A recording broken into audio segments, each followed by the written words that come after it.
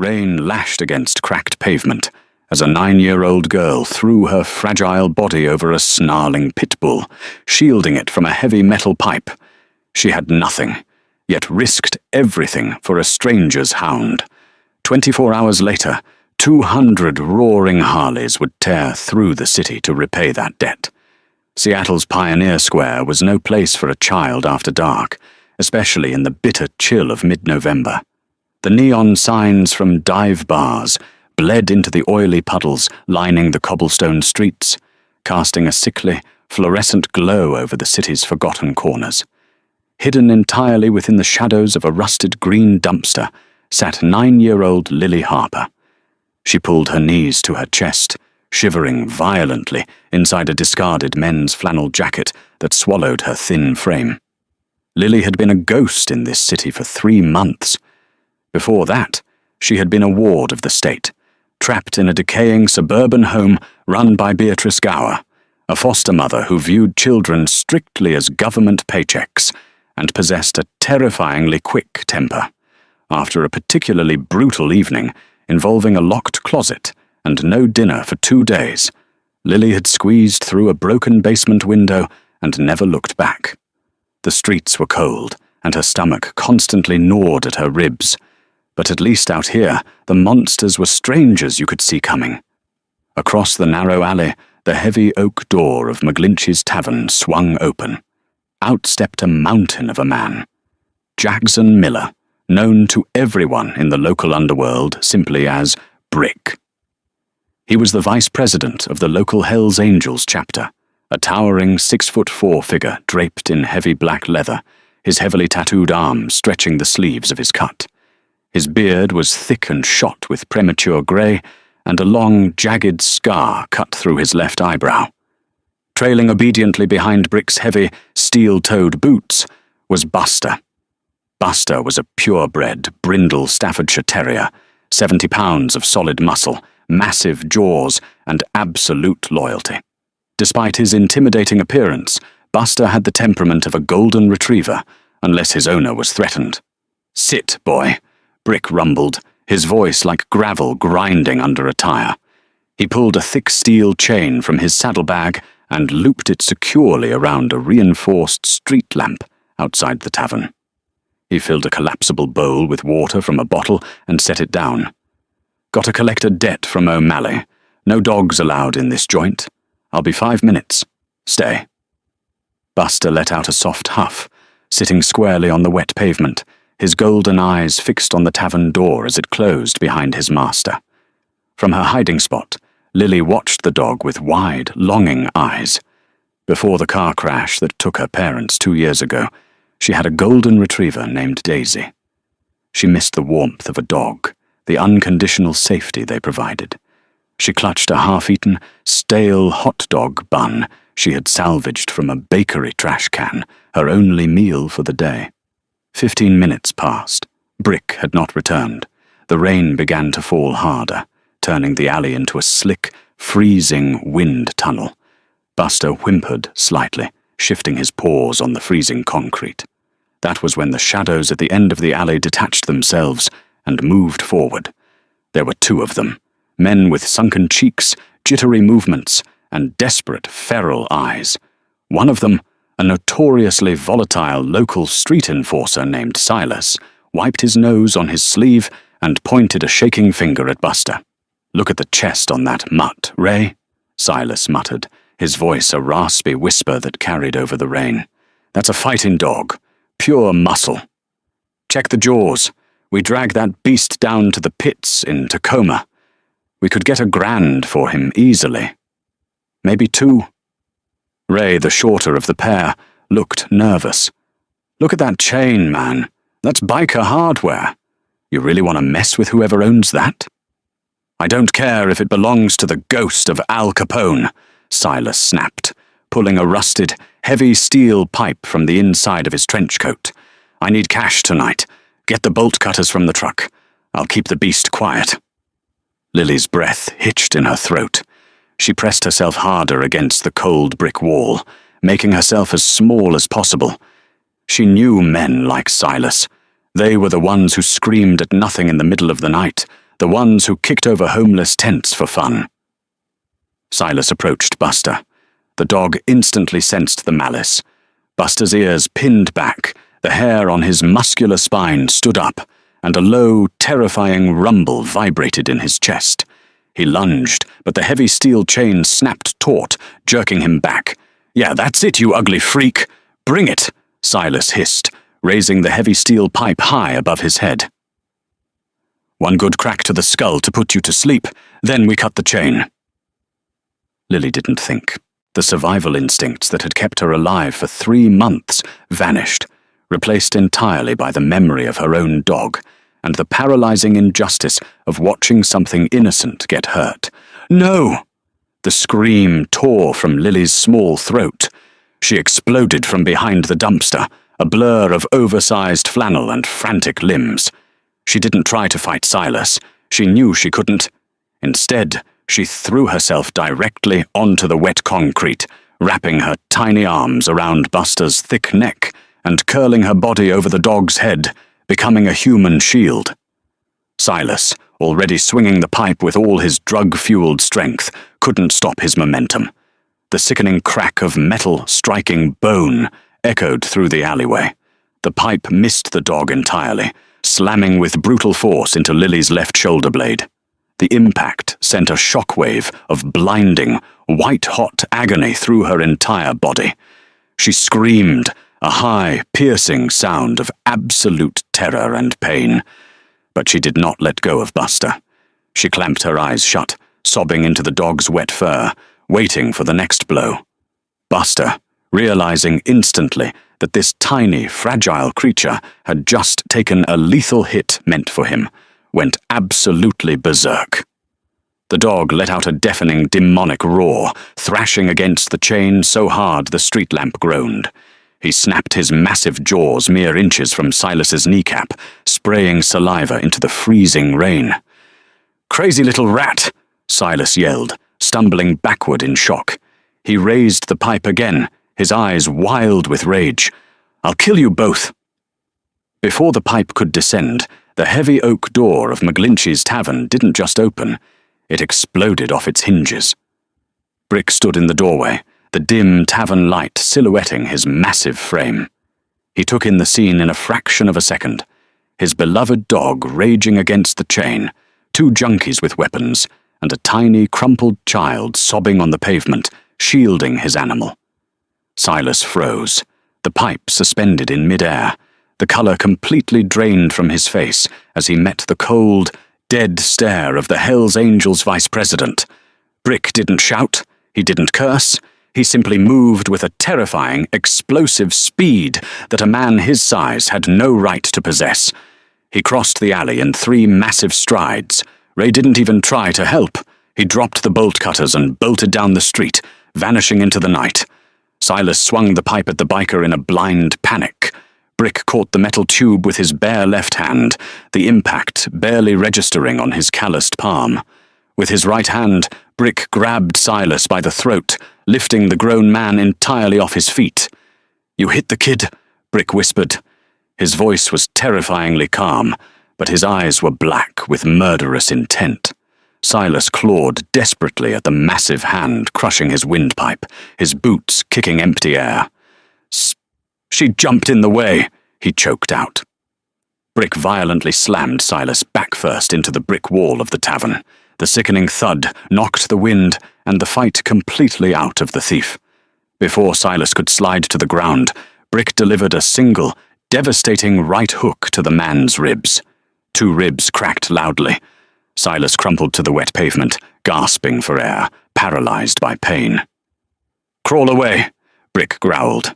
"If I ever see your face in this city again, I'll feed you to my dog, piece by piece." Silas didn't need to be told twice. Whimpering and clutching his side, he scrambled on his hands and knees through the puddles, desperate to escape the monster he had awoken. Brick turned his attention away from the trash and knelt on the soaking concrete next to Buster. The massive pit bull had completely dropped his aggressive stance. Instead, Buster was whining softly, frantically licking the tears and rainwater off Lily's pale, dirty face. Lily was curled in a tight ball, trembling violently, her small hand clutching her left shoulder. "Hey," Brick said softly, a stark contrast to the voice he had just used. He reached out a massive, heavily ringed hand, telegraphing his movement so he wouldn't scare her. "Hey, little bird, look at me."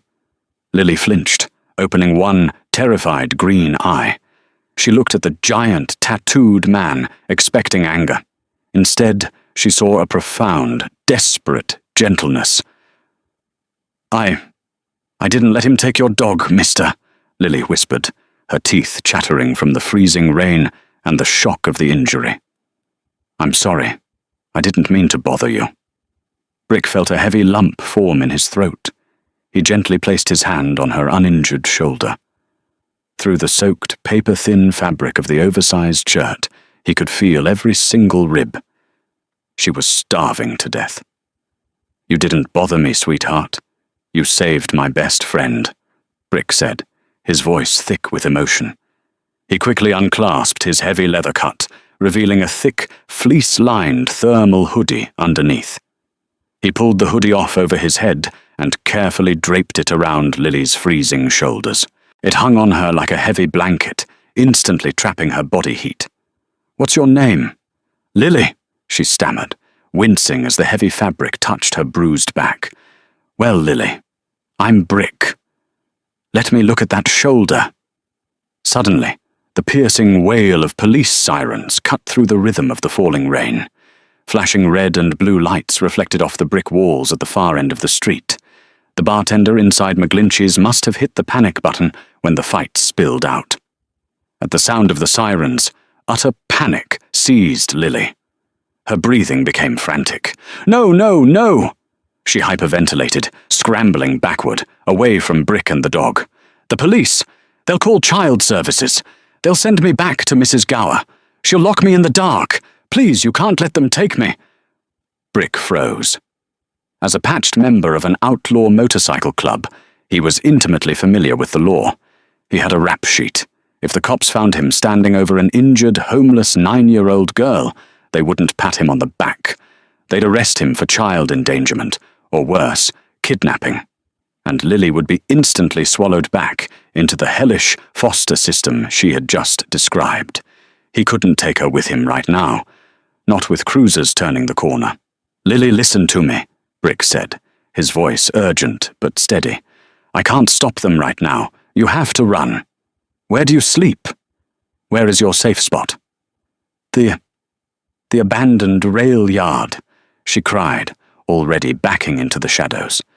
"Past 4th Avenue, inside the rusted boxcar with the yellow door."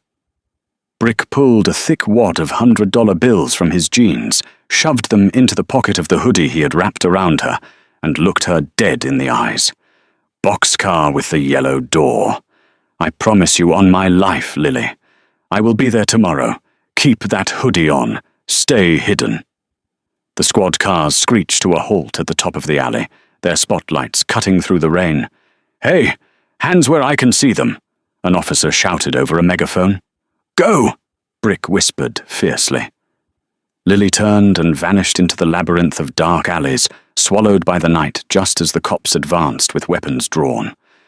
Brick slowly stood up, raising his hands, his heart pounding not from adrenaline, but from an overwhelming, unfamiliar sense of paternal dread. He submitted to the police questioning, playing the part of the dumb biker who merely stopped a mugging, keeping the focus entirely on Silas and away from the missing girl. 2 hours later, after talking his way out of a precinct-holding cell, Brick kicked his Harley into gear. He didn't ride to his apartment. He rode straight to the heavily fortified compound of the Hells Angels chapter in the industrial district. He burst through the steel doors of the clubhouse. The room was loud, filled with 50 patched members drinking, playing pool, and shouting over classic rock. Brick ignored them all. He marched straight to the back room, kicking the door open. Sitting behind a massive wooden desk was Thomas Big Jim Callahan, the chapter president. A man whose reputation for violence was matched only by his fierce, unbreakable code of loyalty. Big Jim looked up from his ledger, scowling at the intrusion. "Brick, you look like you just rode through hell." What's the problem? Brick slammed his fists onto the desk. The sheer intensity radiating from him made the room fall completely silent. Jim, Brick said, his voice trembling with a terrifying, righteous fury. There's a 9-year-old girl freezing to death in a train yard. Tonight, she took a steel pipe to the back to save my dog. She's alone, she's starving, and she's terrified of the system. Big Jim slowly closed the ledger. He leaned back in his leather chair, the scowl fading, replaced by a cold, calculated focus. And tomorrow morning, Brick said, we are going to tear this city apart. We are going to find her, and we are going to make sure nobody ever touches a hair on her head again. Big Jim stared at his vice president for a long, silent moment. Then he stood up, walked past Brick, and stepped out into the main bar area. He whistled loudly, a sharp, piercing sound that cut through the music. Every biker in the room stopped and turned. "Listen up!" Big Jim roared, his voice echoing off the concrete walls. "Cancel whatever business you got tomorrow. Get on the phones. Call the Tacoma chapter. Call the Portland chapter. I want 200 bikes ready to ride at dawn. We've got a debt to collect and a little girl to protect." Dawn broke over Seattle like a bruised eye, the sky a miserable palette of purple and slate grey. But the usual morning quiet of the industrial district was completely shattered. The air vibrated, thick and heavy, with the mechanical thunder of 200 high-displacement V-twin engines. They had come from every direction. The Tacoma chapter rolled in at 4 a.m., a column of leather and chrome cutting through the fog. By 5:30 a.m., brothers from Portland and Spokane had arrived. They filled the compound's parking lot, spilled out into the street, and lined the cracked sidewalks. These were men who lived by a harsh code, existing on the fringes of society, but Big Jim's late-night call had unified them under a single, absolute directive. A child bled for the club bleeds for the child. Jackson Brick Miller stood at the head of the formation, his face a mask of cold determination. Beside him sat Buster, the massive brindle pit bull, sensing the electric tension in the air. Buster let out a sharp bark, staring up at his master. "We're going to get her, boy," Brick muttered, securing his heavy leather cut. He looked over his shoulder. Directly behind him was Doc Harrison, an Army combat medic who had lost his medical license a decade ago, but remained the club's most trusted lifesaver. Doc carried a heavy trauma bag packed with antibiotics, bandages, and a portable IV setup. Big Jim walked to the front, raising a single, heavily ringed fist. The deafening roar of 200 engines instantly dropped to a low, unified rumble. "We ride tight, and we ride disciplined," Big Jim bellowed over the exhaust notes. "No incidents, no detours. We secure the girl. We let Doc do his work, and we get her out of the cold. Let's move." The procession began. It was a terrifyingly beautiful sight. A river of black leather and gleaming steel poured onto the rain-slicked streets of Seattle. Commuters pulled over, their eyes wide with fear and awe as the endless column of Hell's Angels blew through red lights, blockading intersections to keep their formation unbroken. Local police cruisers spotted the massive convoy, but after a quick radio to dispatch, they simply trailed behind at a safe distance. You didn't stop a 200-bike convoy without the National Guard. They crossed 4th Avenue, leaving the glass skyscrapers behind, and entered the decaying skeleton of the abandoned Burlington Northern Rail Yard. Rusting shipping containers and forgotten locomotives sat like massive steel tombstones in the overgrown weeds. Brick signaled, and the army of bikers killed their engines. The sudden, absolute silence that fell over the rail yard was deafening. "Spread out," Brick ordered quietly. "Look for a boxcar with a yellow door. Don't yell. You'll terrify her." 200 giant men fanned out through the wet, chest-high grass, moving with surprising stealth. Brick kept Buster off his leash. The pit bull immediately dropped his nose to the damp earth, his tail rigid. Buster remembered the scent of the tiny girl who had shielded him. He remembered the smell of the oversized flannel and the scent of her fear. Buster broke into a sprint, weaving through the rusted axles of a decaying freight train. Brick ran after him, his heavy boots crushing the gravel. Buster skidded to a halt in front of a rotting wooden boxcar. Its sliding steel door was painted a peeling, faded mustard yellow. Brick's heart hammered against his ribs. He grabbed the heavy iron handle and shoved. The rusted wheels shrieked in protest as the heavy door slid open, plunging daylight into the pitch-black interior. In the furthest, darkest corner, atop a nest of damp cardboard and discarded newspapers, lay a tiny mound wrapped in Brick's oversized fleece hoodie. "Lily?" Brick called out softly, dropping to his knees. The mound didn't move. Panic seized Brick's chest. He crawled forward, Buster whining frantically beside him. When Brick gently pulled the heavy fleece back, his breath caught in his throat. Lily was unconscious. Her skin was a terrifying, translucent grey, drenched in a cold sweat. Her lips were cracked and blue. She was breathing, but it was shallow and ragged. "Doc, get in here!" Brick roared, his voice cracking with sheer panic. Doc Harrison vaulted into the boxcar, instantly dropping his trauma bag. He pressed 2 fingers to Lily's tiny neck.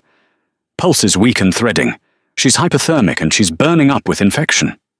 Doc carefully cut away the back of her shirt. Brick had to look away. The left side of her back was a swollen, horrific canvas of purple, black and angry red where the steel pipe had connected. "We need to get her to a hospital right now," Doc said, packing gauze over the inflamed skin. "If she goes to the ER, they flag her in the system," Brick argued, his fists clenched. "Child Protective Services gets notified. They send her right back to Beatrice Gower. The woman locks her in closets, Doc. She'd rather die out here."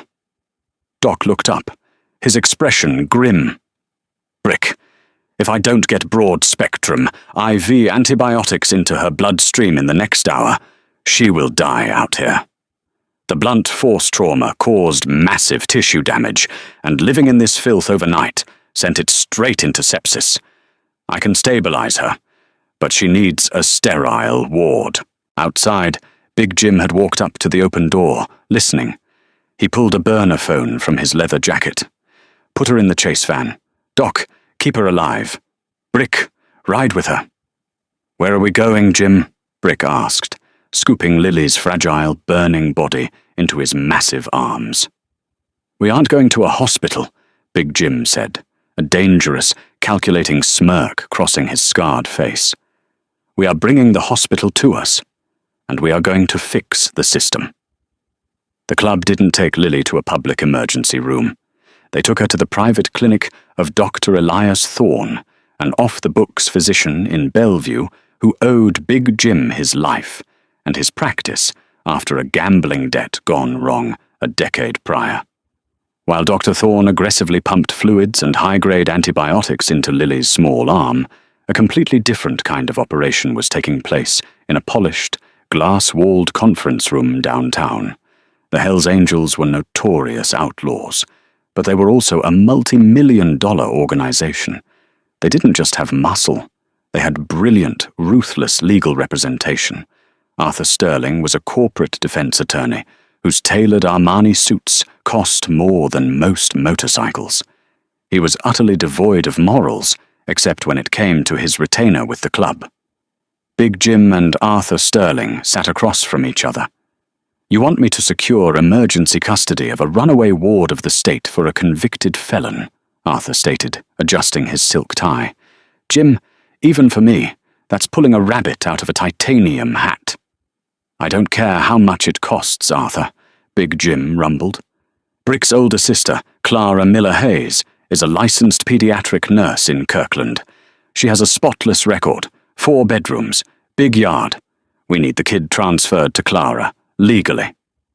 "CPS won't just hand her over because the aunt of a biker asks," Arthur sighed. "Unless—" Arthur's eyes narrowed as he opened his laptop. "Unless the current foster placement is deemed a catastrophic, immediate danger to the child's life. Beatrice Gower, Jim provided the name. Look her up.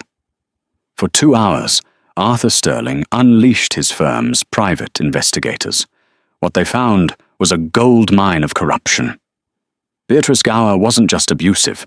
She was systematically defrauding the state of Washington.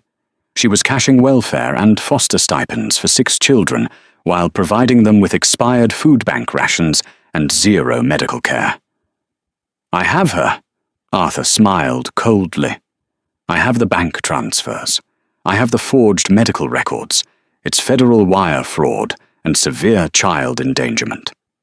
At 2 p.m., the quiet, affluent suburban street where Beatrice Gower lived was suddenly eclipsed by darkness.